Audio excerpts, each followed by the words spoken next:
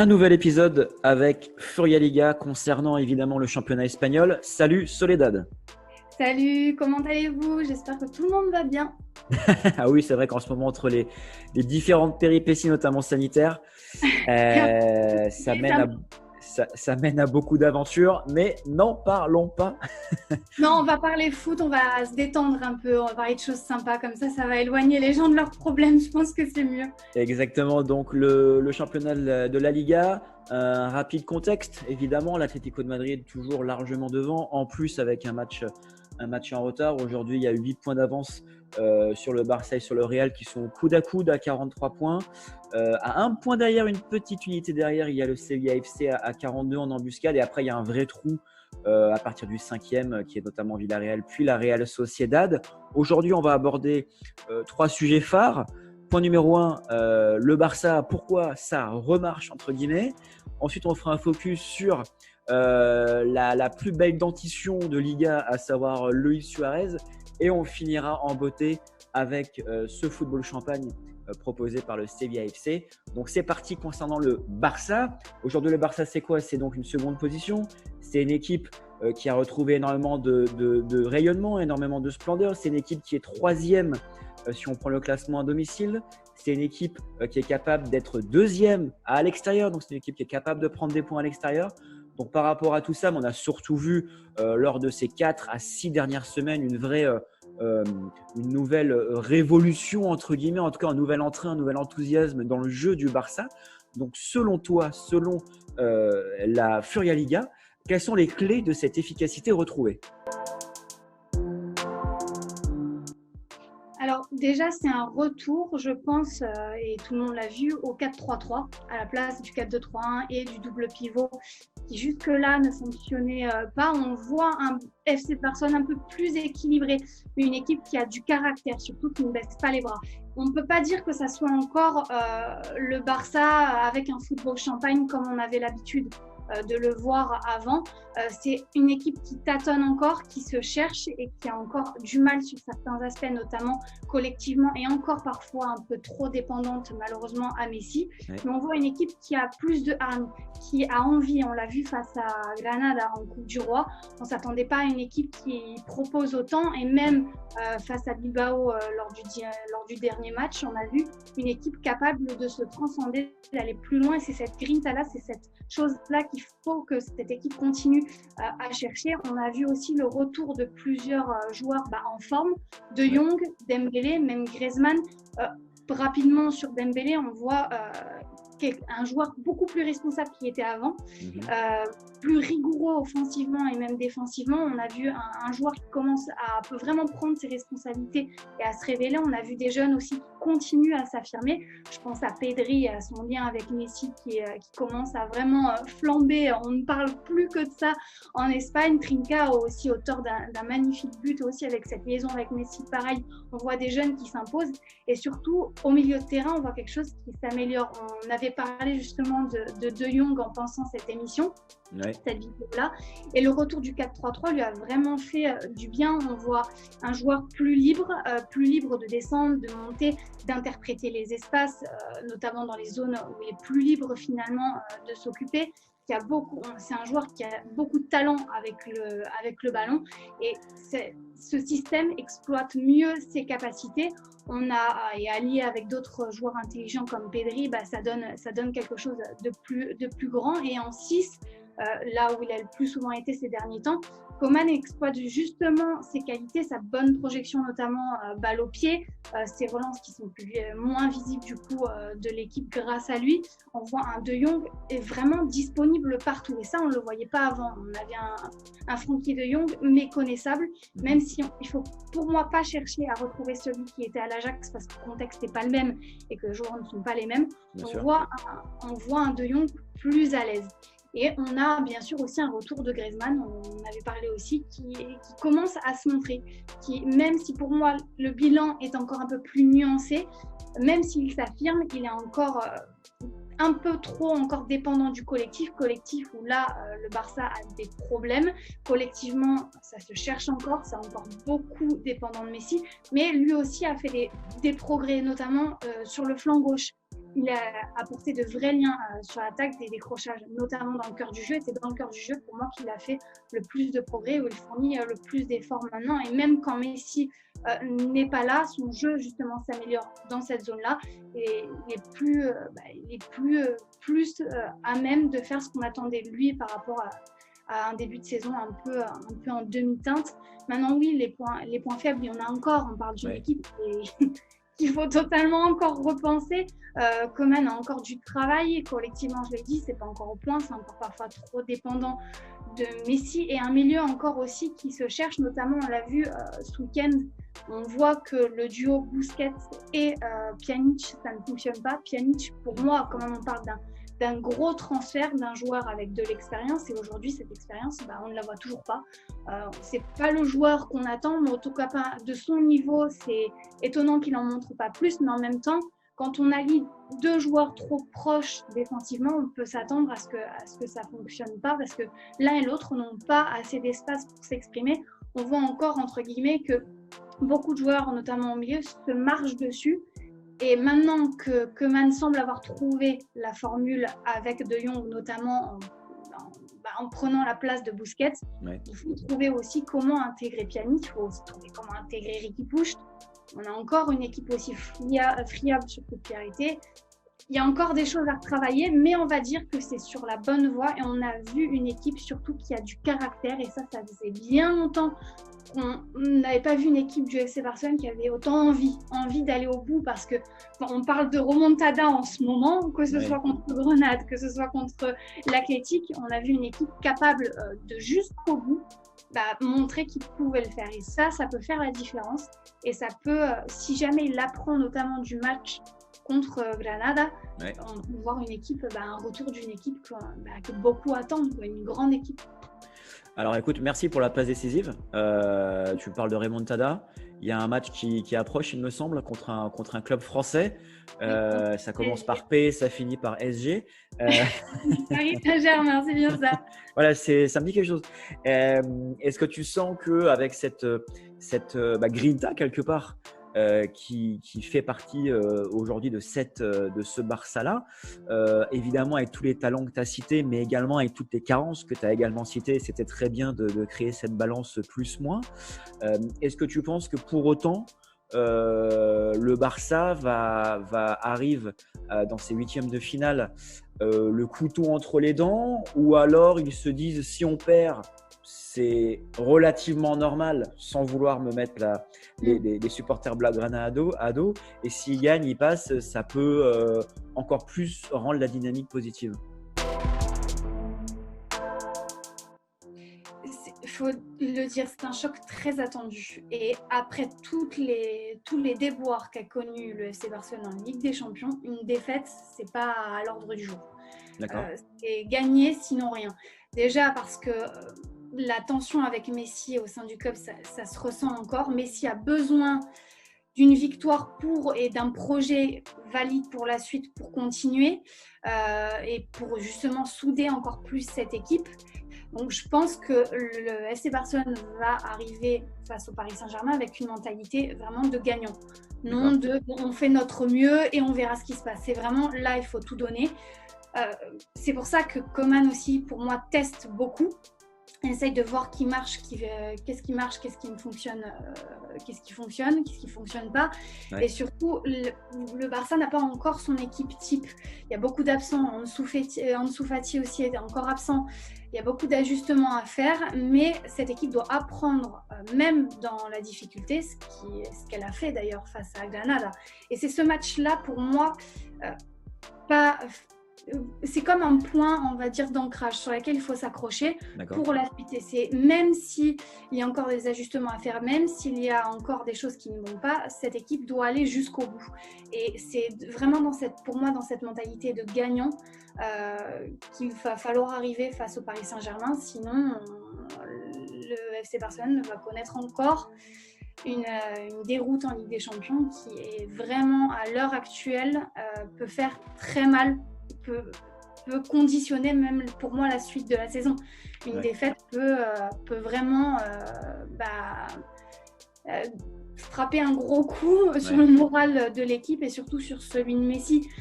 Messi, on entend beaucoup de rumeurs sur son possible départ au Paris Saint-Germain. Pour moi, ce ne sont que des rumeurs. Il faut apprendre pour moi de ce qui s'est passé cet été. Le lien qu'a Messi avec ce club est totalement indéfectible. Le Barça a besoin de Messi. Ouais. Encore aujourd'hui, on le voit que c'est le métronome. On voit que cette équipe se remobilise grâce à lui et arrive à fonctionner, remonte d'un cran grâce à lui. Mais si il venait à perdre et par une grosse défaite encore une fois, je le vois mal aussi continuer dans ces conditions. Après, ça dépend de la défaite aussi. Si c'est une défaite en ayant tout donné, en étant fier, voilà. Mais si c'est une défaite comme on en a connu, par exemple, je ne citerai pas le 8-2 face au Bayern. Non, il ne faut pas le citer. Il faut pas le citer. Donc, c'est ce genre de défaite aussi qui va conditionner la suite de la saison du FC Barcelone. Mais forcément, le choc contre Paris, c'est un choc où le Barça doit partir gagnant et non perdant. Ouais. Sinon, d'accord. Alors bon, on peut imaginer que du côté parisien, c'est un peu la même mayonnaise. C'est-à-dire que pour eux, il faut absolument passer. Si ça passe pas, ça conditionne la suite de la saison. Et dans tous les cas, en plus, Paris, cette année en Ligue 1, a beaucoup plus de concurrence que les années précédentes. Donc, à voir ce qui en adviendra. Mais en tout cas, merci pour ces éclaircissements. Dites-nous en commentaire qu'est-ce que vous pensez de ce futur 8e de finale. Est-ce que le Barça va passer? Est-ce que le PSG va passer? On passe au sujet suivant, un ancien justement de la maison Blaugrana, à savoir Luis Suarez. Luis Suarez, grand artisan de l'excellente saison de l'Atlético. On peut également citer João Félix, on peut également citer Kieran Trippier, etc., etc. Il y en a beaucoup, c'est une équipe qui est très homogène, mais on va vraiment faire un focus sur l'Uruguayen. L'Uruguayen, il est parti dans les conditions que l'on connaît du Barça. Aujourd'hui, qu'est-ce que c'est Luis Suarez? C'est 34 ans. C'est évidemment une excellente saison cette année avec, je ne retrouve pas le nombre de buts, mais 17 rencontres, 16 buts. Voilà, tout simplement. Donc on peut dire qu'il est plutôt très efficace, c'est le minimum qu'on puisse dire. Alors selon vous, ce type de joueur à 34 ans qui était quelque part dans une forme de relance à l'Atlético, alors on a connu des clubs plus compliqués pour se relancer certes, mais quels sont les secrets de ce Luis Suarez-là? Luis Suarez fait amèrement regretter le FC Barcelone de l'avoir laissé partir. Sachant que le Barça a besoin en plus d'un numéro 9 dans son équipe, ouais. Il explose totalement. Les secrets de Luis Suarez, c'est de générer déjà très peu, d'être décisif toujours autant dans la zone de vérité, encore plus quand plus il est proche de cette zone, même je vais vous dire mieux c'est, on peut dire, c'est le pistolero est de retour et plus en forme que jamais. On sent peut-être, je dirais pas une libération, mais on le sent épanoui. Quand on regarde Luis Suarez à l'Atlético de Madrid, on sent un joueur qui a envie, qui ne s'arrête plus. C'est un attaquant aussi polyvalent, qui peut jouer avec n'importe qui. Et ça, c'est un véritable atout pour Simeone, qui fait beaucoup confiance à ses joueurs et qui fait encore plus confiance à Luis Suarez. Et ça, c'est important de le souligner parce que c'est ce qui fait qu'il fait une grande saison, c'est qu'il lui laisse quelque part carte blanche. Et vu qu'il peut s'adapter à tout le monde, ça donne ce que ça donne aujourd'hui. On voit que même João Félix, grâce à sa venue, explose lui aussi. Il rend l'équipe en fait de Simeone pour moi vraiment plus forte.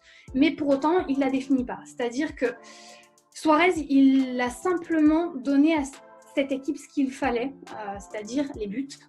Ouais. Un joueur capable de mettre des pions à n'importe quel moment, dans les moments évidents et dans les moments moins évidents. C'est aussi un joueur qui déstabilise son adversaire à n'importe quel moment. Il se démarque assez facilement, on le voit encore aujourd'hui. Et grâce à lui, je dirais même que l'Atlético, c'est une équipe plus riche et plus libre offensivement. Elle profite aussi notamment des qualités de haut but de Luis Suarez. On voit un joueur tout simplement plus libre et plus il est proche de la zone de vérité, comme on l'a vu hier face au Celta, plus il s'éclate. C'est un terrain de jeu. Là, cette année, pour lui, c'est son terrain de jeu. Il est libre de faire ce qu'il veut, d'aider ses coéquipiers. C'est ce qu'il aime faire. Et là, on voit une équipe mais monstrueuse offensivement. Il faut le souligner parce qu'on n'a pas l'habitude de voir l'Atlético de Madrid comme ça. Il faut savoir que cette saison, j'ai noté une stat intéressante. Les Colchoneros, ils ont concédé seulement 11 buts en Liga cette saison. Ils détiennent le meilleur bilan défensif, mais pour autant, ils comptabilisent quand même 42 buts maintenant, non même plus, par rapport à par rapport au match d'hier. Ouais. Et ils détiennent quand même le deuxième meilleur record en attaque derrière le Barça. On peut dire que l'Atlético a trouvé un équilibre qu'il n'avait pas trouvé depuis longtemps, c'est-à-dire une équipe qui sait défendre comme elle sait le faire, mais qui sait aussi marquer et être performante offensivement. Et ça en fait une équipe redoutable pour ses adversaires. Exactement, et pour parfaire l'excellent portrait que tu viens de dresser, Luis Suarez, c'est un but toutes les 80 minutes. Donc c'est quand même plutôt intéressant. C'est exceptionnel quand même, il faut le dire à son âge.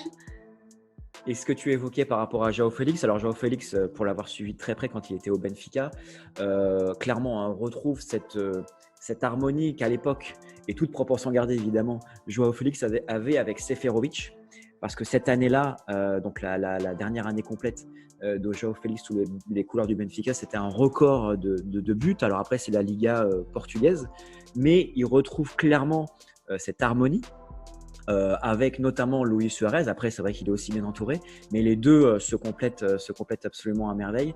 Et force est de constater que un atout plus un atout plus un atout fait qu'aujourd'hui l'Atlético a énormément déjà d'avance. On va voir un petit peu comment ça se passe. 10 points d'avance encore, il me semble. Pardon ? 10 points d'avance, il me semble, encore sur le troisième. Il faudrait regarder, mais l'avance est quand même assez grande. Ouais, sur le troisième, non, 8 points, mais il y a un match de retard pour l'Atlético. Ah oui, c'est vrai. Donc ça peut monter à 11 points en effet. Donc en tous les cas, ils peuvent gérer. Et je finirai là-dessus. Force est de constater en tout cas que deux sacrés caractères comme Simeone et Luis Suarez ont trouvé une mire, un objectif à créer ensemble, et ça marche très bien. Troisième sujet, côté, on va aller un petit peu plus au sud, du côté du Sevilla FC.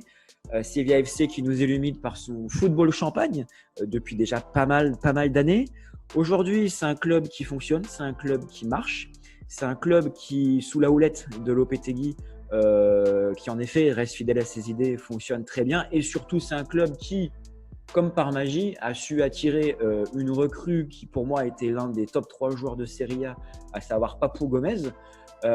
Est-ce que toutes les étoiles sont alignées concernant Séville cette saison? Parce qu'aujourd'hui Séville, on va le répéter, 4e, 42 points, à seulement une longueur du Real et du Barça. Est-ce que Séville peut aller plus haut? Je pense. Depuis que Lopetegui est arrivé, Séville a trouvé une harmonie, pareil que ça faisait un moment qu'on n'a pas vu une telle harmonie au sein de cette équipe. Et j'ai beaucoup lu ces derniers temps. Séville est un monstre, ça avance pas à pas, c'est incroyable, mais ça date pas que de cette saison. C'est-à-dire que c'est un travail mis en place qui dure, c'est une recette qui dure. Tu l'as dit, Lopetegui reste fidèle à ses idées, ouais. Et c'est ces idées-là qui payent. Alors, ça donne toujours des débuts de saison un peu en dents de scie, mais une fois que la machine se met en place, que les automatismes se mettent en place, c'est une équipe, mais qui pour moi est redoutable. Et le recrutement, le flair de Monchi va devenir pour moi à force légendaire, parce que à chaque fois, il est sur des coups insoupçonnables, et quand ça arrive, on se dit ah oui, quand même cette équipe, elle a de l'ambition, et surtout, elle prouve une chose, c'est que bien jouer et gagner, c'est possible. Et ça, c'est rare en Liga en ce moment. Surtout dans des équipes comme le FC Barcelone, on est censé être habitué à ça, où c'est historique de voir une équipe bien jouer et gagner. C'est Séville qui montre un peu l'exemple. Bien jouer, oui, c'est gagner, et c'est, même si ça donne pas des buts, des 5-2, des scores trop gros, c'est une victoire assurée à chaque fois, et de façon, mais le jeu est beau à regarder, et ça fait du bien. C'est la relance, c'est souvent très intelligence dans les pieds, ça joue le ballon, c'est vraiment la volonté de Lopetegui et de son équipe, c'est vraiment de jouer, peu importe si ça amène à une défaite, mais c'est de jouer et d'essayer surtout de gagner en jouant. Il faut dire que c'est quand même une équipe qui impose quand même un gros rythme dans la circulation du ballon. Ça joue très rapidement et il y a des profils, la variété des profils au sein de cette équipe, elle est très très intéressante à suivre. On voit des joueurs comme Oliver Torres qui améliore, qui accélère le jeu, il génère aussi des supériorités. Cette équipe, elle a un style qui est non seulement basé sur les transitions rapides, mais qui a les joueurs aussi faits qui font que ça rend les choses aussi faciles de rendre ce jeu si rapide, si électrique. Parce qu'il y a tellement de profils intéressants. On va quand même parler, on ne peut pas parler du FC Séville sans parler de Jules Koundé. On peut pas. Aujourd'hui, c'est dans le top 5 des défenseurs centraux en Europe. C'est un véritable, pour moi, couteau suisse, mais imprévisible. Il est capable de dédoubler, de centrer, de mener. Il a une panoplie à lui tout seul qui fait que cette équipe, elle se surélève. Et Lucas Ocampos, c'est pareil. Il exerce aussi une grande influence dans le jeu offensif de son équipe. Et maintenant, avec l'arrivée de Papou Gomez, qui arrive et qui déjà, première, un but contre Retafe et un but, mais pas n'importe lequel. Hein. On voit déjà ce qu'on avait vu de lui, notamment une taille, des zones facilement, il est rapide dans l'exécution. C'est encore un pion essentiel qui va être mis dans l'équipe de Lopetegui et qui, quand il va jouer et participer au jeu, on va se demander, plus le temps va avancer, plus Séville, pour moi, va devenir imprévisible et va arriver à des sommets. Là, on ne l'attendait pas forcément, mais pour autant, c'est la suite logique pour cette équipe parce qu'elle a toujours joué comme ça et c'est pas fini. Et c'est ça qui est agréable à voir, c'est qu'il y a encore des équipes qui font de leur saison du jeu et de la gagne. Quand les deux s'allient, ça donne, c'est plaisant à regarder. Ça fait du bien même en Ligue 1 en ce moment de voir une équipe qui joue et qui gagne. Alors justement, ça donne quoi? Ça donne que toute compétition confondue sur les 10 derniers matchs, 9 victoires et une seule défaite. C'était justement contre l'Atlético. Donc c'est quelque chose c'est une équipe c'est une harmonie qui fonctionne très bien. Dites-nous en commentaire à quelle position dans la Liga vous pensez que le Sevilla FC va terminer. Et justement, je terminerai par une dernière question. Alors, est-ce que tu pourrais ressortir 3 joueurs de cette harmonie sévillane? Alors, j'ai bien compris qu'il y avait Jules Koundé, très bien. Est-ce que tu voudrais en mettre deux de plus en exergue? Ouf, 2, c'est dur quand même. Et oui, c'est dur, c'est le principe. Il y a quand même des profils dans cette équipe. Je l'ai cité, Oliver Torres quand même, qui fait quand même une très belle évolution au sein de cette équipe. J'aime beaucoup. Le dernier, non, c'est dur quand même. Me laisser autant peu de choix. Aller au Campos. Parce que vraiment, ça ne date pas d'hier et il a fait une saison exceptionnelle la saison dernière. Sa blessure, il va vraiment manquer au sein de cette équipe. Il s'est blessé. Il ne reviendra pas normalement dans plus d'un mois à ce que j'ai compris dans les dernières nouvelles. Il va beaucoup manquer et c'est une des pièces fortes de cette équipe. D'accord, très clair. Dites-nous également en commentaire votre top 3 de cette fantastique équipe du Sevilla FC. Très clair, écoute, on a balayé les 3 sujets du jour. Le Barça, pourquoi ça remarche, les secrets concernant Luis Suarez et la recette du football champagne du Sevilla FC. Une fois de plus, merci beaucoup à Furia Liga et merci beaucoup à toi Soledad. Je te dis à très vite. À très vite, merci encore de nous accueillir et c'est un plaisir de pouvoir partager tout ça, de faire cette collaboration vraiment. Top, ciao ciao. Ciao.